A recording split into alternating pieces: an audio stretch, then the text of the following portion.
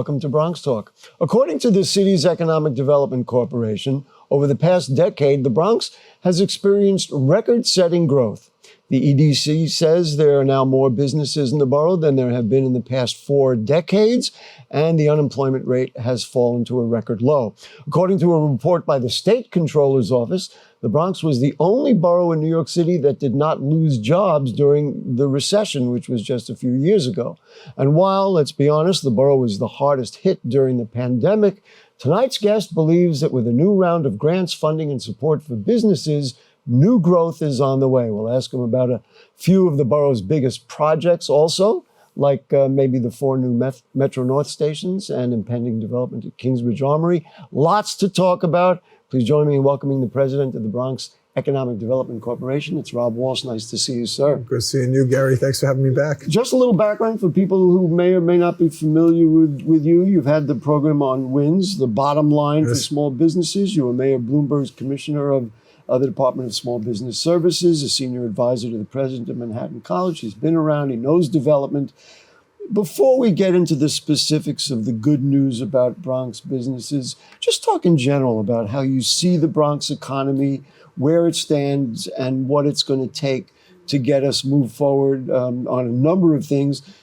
There's poverty. I mean, we know what's out there. Just what's your vision? One thing you missed was I'm a Fordham graduate twice. Oh, Fordham. Okay. So I got to put that out. I always put my So you had both credentials Manhattan out. and Fordham in your credential. You asked me about the Bronx and, where we're going. And I'm very bullish about the Bronx. It's the reason I accepted this job. I feel that there's a lot of momentum. You just cited some facts about small businesses and the growth of small businesses. And as I travel around, you see a lot of cranes in the sky of new housing, development taking place, particularly south of 149th Street. In the South Bronx, around Mott Haven, you're seeing neighborhoods coming together. We have a growth of business improvement districts. We now have 12 of them. Up the concourse, you're seeing new developments. The Bronx Art Museum is going to go through a major capital improvement. We just added the Bronx Children's Museum. You can tell I'm a Brooklyn guy too, right? So you got the Bronx Art Museum, the Bronx Children's Museum. So we're adding a lot of different pieces in housing, a lot of new restaurants, a lot of new corridors where people are paying attention. The key thing for us, as we'll talk about, is putting those pieces together. And I think the other thing that's really important, and something I love, and my background, is the colleges and universities. Yes. We have 12 colleges and universities in the Bronx, 12. And if we had more time, we would go through listing them all. And I did it on the way into the program. I was thinking of them, and I think I got all 12. And the great thing about this, as we talk about growth, is that those anchor institutions are growing outside their walls. They're embracing the surrounding communities, and we want that, and we want to encourage them to be great neighbors in the neighborhoods where they are. One of the things you mentioned, let's say down the Grand Concourse and growth there, and of course the museum and everything else. The Grand Concourse also was being redone, and one of the things that has to accompany development is good infrastructure. And right now, and I've been up and down the concourse, it's a whole different world. People are not getting hurt like they used to be. And I don't have the numbers in front of me, but it's you can drive it and without getting stuck. And that, to me, that's part of the whole development picture, is that various forms of infrastructure have to be in place. I love the concourse. I love the history of the concourse. I've poured through books about the concourse, the institutions along the concourse, whether it's Cardinal Hayes to the south, whether it's the museum, whether it's the old hotel where the Yankees used to live. There's so much history. And as you know, we have the Walk of Fame that goes up and down the street.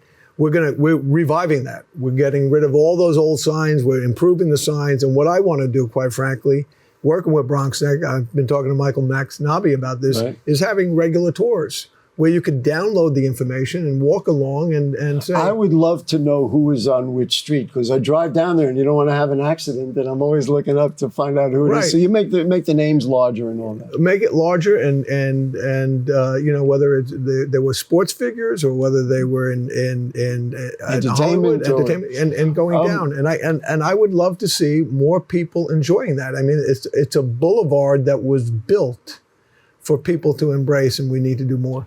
I got a phone call. Excuse me, no. I ran into you at an event. Yes, you did. It might have been the borough president's State of the Borough. I don't remember what it was, but I ran into you at an event, and Rob Walsh said, I'm so excited. I just got $10 million, and it's for Bronx businesses. Get me on the show. Here you are. Let's talk about the Community Advantage loan worth $10 million. What is it? Where did it come from? And who is it for? Well, the borough president said the other day at Hostess Community College that, it was stuffed in a couch. And I just want to let people know, and the viewers, it was not in a couch. We don't have a magic couch. It was, what it was money left over from the empowerment zone. Now, you and I know what the empowerment zones Goodness was created. gracious, that's ancient history. We're talking about Bill Clinton president and Rudy Giuliani being mayor. And the empowerment zones were ways of redeveloping areas that were depressed. So they had one for Harlem and the upper Manhattan, and they had one for the South Bronx. And lo and behold, we had more than $20 million in an account that needed to be unlocked. Now, It really, listen, he didn't like under the couch. It really was under the couch. It was, what had to happen, quite frankly, Gary, is you had to get an agreement from different parts of government. And I think I'm pretty good at that. So I went to Richie Torres, the congressman, and I said, Richie, this is what we could do, and this is the powerful impact that we could have. We could set up a loan program that goes to small businesses, because banks are not lending $5,000, $10,000, $50,000, up to $350,000. They're not lending. Why wouldn't they be doing Because that? bankers will tell you that it takes too much time, and the return on investment, and it's not worth doing those loans. So you have a lot of folks who need working capital. They want to put up a new sign. They need a new oven. They need to pay their payroll. And they need some of those small. Now banks Excuse me, add health care for my employees. I mean, all of that is vital for all of the growth of the Bronx. So you have that. So the conversation started with the borough president, started with the congressman. Then I had to go to the Empire State Development Corporation. And then I had to go to City Hall. And it was a little bit of herding cats, but with a good vision and a good direction. And I said, I promise we will do this fast. So we got help with the SBA, and we set up a loan structure. So today we have had over 200 inquiries, real inquiries for that money. And what amounts of money are businesses looking for? And are those applications the kinds of things you just articulated? That's a great question. It is as little as 5,000 and 10,000. Really? There's 50,000. There's 100,000. We are hearing from people in the, I'll call it that hub of the South Bronx, which was the empowerment zone. Empowerment zone, right? And then we're hearing of neighboring Bronx areas. And what we're doing is we're saying, if you need help, and you're not in the empowerment zone, but you're a Bronx business, come to us and we will help you out. Shoe stores, restaurants, bodegas, makers, entrepreneur, artists, you name it. People who really put Bronx people to work. Right? I mean, so, it's like planting seeds in the cloud that will rain. That's our bread and butter, and that's what I'm seeing. I was down not too long ago we had the announcement of this at a place called the Bronx Create Hub. Mm-hmm. The Bronx Create Hub is a building of 100 makers, entrepreneur, artists, below 149th Street, adjacent to the Hostos Community College. Is that right down Canal Place? Boy, don't we know the Bronx here? Someone knows it really well. I'm getting my way around even more so. No, I know exactly where it is. But how do we replicate something like that? That is 100 studios. Gary, they're filled. Wow. Filled. There's no vacancy. So my thinking is, how do we replicate that time and time and time again? And that is where the bread and butter is, and where the money is going to go. So there's a website we put up or people can email or they call you. What do they do to get a hold? bxedc.org. Okay, and it's right up there in the application. It's front and center. bxedc.org. And we should mention for people who haven't been around as long as both of us, the empowerment zone neighborhoods are specifically Hunts Point, Port Morrison, and the Yankee Stadium area. Let's talk about the Yankee Stadium area. People come from all over the country, all over the world to see the world champion, well, not this year, the world champion New York Yankees. You've done a little work over there too at 161st Street. You know what? And they still come off season. That's what I've noticed. People who are Yankee fans come up because they want to come up and go to the Hard Rock Cafe. Go to Billy's Bar down the block. They want to go to. They want to look around. They want to kick the tires, if you will. And we got to make it cleaner. We got to make it safer. We got to make it more inviting. And I think we're on our way. We just got $1 million from the state, from the Empire State Development Corporation. $1 million that will give an extra shine on a lot of those storefronts that are tired, that they're run down, they're beat up. But you know, I want to just clarify that. So I understand and I agree with you that they're tired and they're run down, but these are vintage legacy places and that Babe Ruth used to go in and have a beer. We don't want to. We don't want to mess with the Yankee Tavern. The Yankee Tavern. That's what I'm talking about. The Yankee Tavern has it. And the deli on the corner stands a deli. You don't want to mess with character. You want to keep the character. But there are places that need extra lighting, that the pull down gates are peeling, that the storefront are missing letters. I mean, you got to make it feel that people are caring, and you could do that. You could do that with care and keep the feel of that neighborhood. I'm not talking about neon lights that are flashing. You want people to be funky. Bronx people are funky people. Yeah. You have been really good, and we now have 2 cases of it, and the first 2 things we've talked about, at finding stuff that actually exists and being able to apply it. This $1 million was money that was there somewhere. We could have lost it. We had to put our head down. I hired a guy by the name of Marshall Strawbridge, who is a bulldog, and he doesn't accept no well. He went through all of this, the steps that you needed to do with the state, and we're working, and we're going door to door. The borough president herself, the deputy borough president herself, went out handing out flyers, getting the information out. And we're getting what I would say is a cluster of a number of shops that will enhance the look in and around that area, not only for the Yankees, but that's our civic center. One of the things I was thinking about, not only to the park, Joyce Kilmer Park across the street, but that's where the courthouse is, and that's where obviously the president's office is. People are getting married. I love when they're coming out the door on a regular basis. Sometimes, my staff, I drive them crazy. I'll stop. I'll take a picture. This is a special moment. I think we should do what Manhattan Municipal Building did, and they created something special for folks who go there to get married. The Lou Gehrig Plaza was renovated. It's a nice green space. Let's build off of what has taken place, and let's make it even better.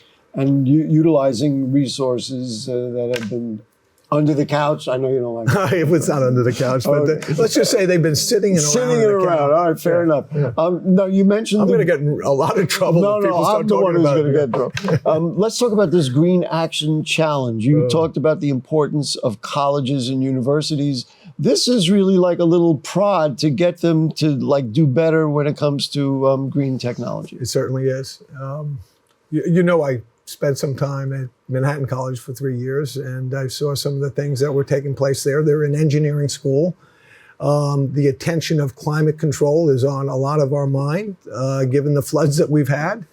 I also know that a lot of these campuses, particularly the students are way ahead of the faculty and administration on thinking about food waste, on solar energy, on electric cars and things like that. We got $1 million grant from the New York Power Authority.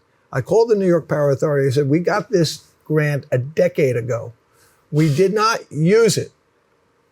So I was right about saying that you found existing funding. I have poured through every line of that budget, every line of that budget. I said, can I use this for a new initiative? What do you have in mind? We have 12 colleges and universities in the Bronx. A lot of them are doing great things. 50,000 students. 50,000 students, right? Go ahead. We promote that, we market that, and we challenge these colleges and universities to do even more. I was with one professor today who said, we're going to put our proposal in next week. And so you basically asked them to design a green infrastructure for their university or college? I mean, that's what I'm asking, what are you doing now? And if you had an extra $1 million. So it's a one-time grant for somebody for a college to do that. We're gonna bring a big old check to one college, and doing it that way rather than a first, second, third has much more powerful impact. My hope, if New York Power Authority is listening, they love this idea. They see these other proposals of the other 11. Let's do it in Buffalo. Let's do it in Albany. Let's do it in small towns. Come back to the Bronx. But come back to the Bronx and look at the other ideas that were not picked and say, you know what? Okay. I was being too fair-minded. No, you're right. We should take it in. I am like this. Who moved my cheese? It's all about the Bronx right now. I'm not looking at some of these other places. I want to see. And so in other words, if that works and they like it, then you would say, okay, then let's look at, I don't know, bodegas and work with them, or some other type, malls or something like that. Well, I'm looking at bodegas and malls and manufacturing companies. That the city and the state have passed some environmental laws where buildings have to be cleaner and safer. Right. I'm chasing an EPA grant right now of $20 million. $20 million that would be part of a low interest loan program to help those businesses get up to code. So I guess there's a theme here, right? Is we should be, the Bronx Economic Development Corporation, we should be a conduit for resources, whether you're manufacturing, whether you're a college or university, whether you're a small business, to get resources out. To do things better. And from the environmental thing, from obviously a scientific thing, but I know the borough president well, and she's been here 30 times or 23 times or something. And I know it's one of her initiatives that if you're going to develop here, let's do it right. You and I talked about, some of the other properties that are eligible out in the South Bronx. If anybody's coming in there, they're going to have to do it right. They're going to have to do it environmentally sound. And if we can award them or existing places, win, win, win. Right? And what I'm trying to do with the organization is I'm trying to build a organization. Let's get back to the loans for a second. Yeah. You come in and your credit ratings are bad or you don't have a good business plan. I want to get it to the point is I take your business and I get somebody to help, whether it's the Small Business Development Center at Lehman College, whether it's the Fordham Foundry, whether it's Manhattan College's entrepreneurship program. I want to use all of these resources and say, can you help that business get to the starting line? Because, I mentioned 200 inquiries. We're only moving on, 8 to 10 of them right now, right? There's a whole bunch of other folks who want to invest and grow in the Bronx, but they got some issues that got to be cleaned up. That have to be cleaned up. And I'm assuming you're going to make sure that the loan repayments and the loan structures are not going to become another problem for a small business. I mean, you'll make sure that, I'm assuming that you'll make sure it's done right. So then it's like, oh my goodness, I've got whatever, thousands of dollars I got to repay the loan, and now I can't pay my people. That doesn't work. It doesn't work. And, for those small businesses that are listening, this is a much better option than going online where the interest rates are, sky high. Final word on the Green Initiative, the Green Action Challenge. Yeah. November is when we're going to pick the winner. All right. I want to ask you about a couple of local things. One of the things that we have been talking about on this program for a very long time, and of course been bandied about in for many different ways, is the new Metro North stations. So let's see, we're getting a new station in Hunts Point, Parkchester, Van Ness, Cobb City, and Morris Park. All on the east side. All on the east side, and all communities that have been transportation deserts. So people will be able to commute. We get that. But the sale has been that this is going to develop the Bronx, and certainly in the East Bronx, and help them do better. How do you see that all playing out? It needs to be done carefully, and I've been talking to EDC. I've been talking to city planning. I've been talking. There's examples of transit hubs that have been done well. I think there's been a number of transit hubs around Westchester stops around Metro North that have been done well, and then there's others that have not been done well. Parking, small businesses, the density of the housing. I was going to ask about the housing, because that's become a flashpoint for some. Well, I could understand why, because they were afraid. They're afraid of, in terms of the size and the density of what that means. Each and every one of these, the Bronx Department of City Planning and EDC and elected officials have to, have a laser beam focus on each and every one of those stops. Do you anticipate that you and your folks will be seated around the table when questions are asked about, housing and about, is this the right place for a mall? And I mean, will you be able to have a voice? Or I don't expect a primary voice on the housing because that's not your thing. That's not our thing. We're into capital access, but I do hope that they ask us about what works and what doesn't work, and where there are models, right, which could work, and what are some of the things or places that we should be emulating? What should it, not only the station, and I don't think we've done this well in New York City as a whole, is, Fordham has the Metro North station right there, 18 minutes to Grand Central, I believe, right? Have we really done well around that transit hub? You're totally correct. Have we done well? So maybe this is a way to really redefine how we're doing it. I'd be curious to know, which I don't, if, let's say in Brooklyn or in Queens or in other New York City boroughs, that has been done. Forest Hills? Forest Hills? Austin Street has a series of restaurants and coffee shops and businesses. Wow. And and I have to say that I envision just that kind of thing, which would be just so great. I think of the workforce and everything else. But it all has to piece together, and we have to keep our eye on the ball on this.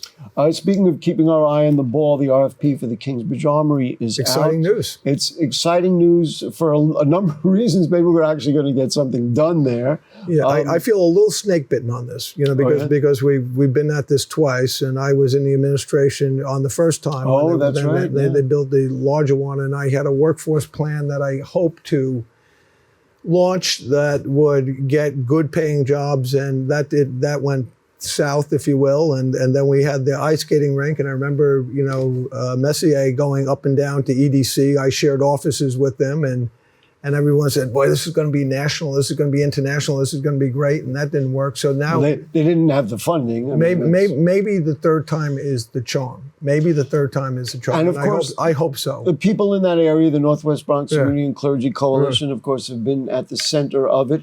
It will be interesting to see how an organization like that acts as developer. They have very high principles, but now they're going to be responsible for being the developer of something with unlimited potential. Yeah, and I know the folks at New York City Economic Development Corporation have been working hard at this. I know they've reached out to thousands of people. I know that there's been a vision plan. I know that the governor has put up $100 million, and the mayor has put up $100 million. Council members put money into. Is that enough to move the needle? And to your point, you have a community-based organization as part of the equation of trying to make something work that is a powerful economic development engine. One of the things they talk about is union jobs, and that, we had that, I recall the dialogue over the Croton filtration plant. They promised union jobs, they set up an apprentice program, and when the employment numbers came out, it was like 12%, 18% Bronx hiring, and that that doesn't move our needle, so to speak. I guess somebody's got to be around that table and figure out how to get Bronx workers unionized so that they can get the job. And this is stuff that I often talk in my classes at Columbia. If you're going to have a community benefit agreement, who is there after the deal is done, after the press conference, to make sure it happens, and what are the penalties if it doesn't happen? What are the penalties? This, if of course, was what happened at that treatment plant. Anyway, one last thing. Let's just get back to the grants. The Business Solutions Center grant. What is that, and what are we talking about? Well, the Business Solutions Center. I set up the Business Solutions Centers. I knew you'd want to talk about it. In the city when I was Commissioner of Small Business Services. I put it at Fordham and Webster. It helps small businesses with technical assistance in getting minority and women-owned businesses certified. It helps with classes and courses. That contract's up. Oh. It's not a Bronx-based company that runs it. We are raising our hand wide and high. In the Bronx? The deadline is next week. Oh. And we are going to put a proposal in. And my hope is that I could end up blending, if you will, that work in terms of helping small businesses with the help in terms of getting people, capital access. And that makes a lot of sense. There's going to be competition for it, but we're raising our hands. We're ready to do something like that, and we're ready to take the organization to an even greater level. Uncovered in this dialogue, and I wasn't aware of it, is yet again, it's an existing structure. That's what it's always frustrated me sitting in this seat for all these years, that we can do these things. These resources are here. And 4 people, Gary, 4 people. Give me 4 people and we will get out. We'll get even more loans. We could take that $10 million. And, I was talking to one of our folks that helps us with our loans. He thinks we could generate $50 million. $50 million in loans for small businesses. You got to remember, back to the pandemic, we got 2% of the pie citywide. No more. I have a feeling you're going to be bullish, and that's a good thing. Rob Walsh, we could sit here for a long time to go through every neighborhood and everything that needs to be done, but you've done real well. And keep going, bringing it in and giving it out, I guess. You bet. And I can't wait for the next time. You bet. We want to thank everybody. We'll thank our producer, Rebecca Hemmick, our director, Will Guzman, the cast of thousands who work with us here in the studio, and of course to you, people of the Bronx. Now, something special over the next 3 weeks will help BronxNet celebrate its 30th anniversary with legacy shows featuring some of the individuals and organizations who've been part of the Bronx landscape for decades.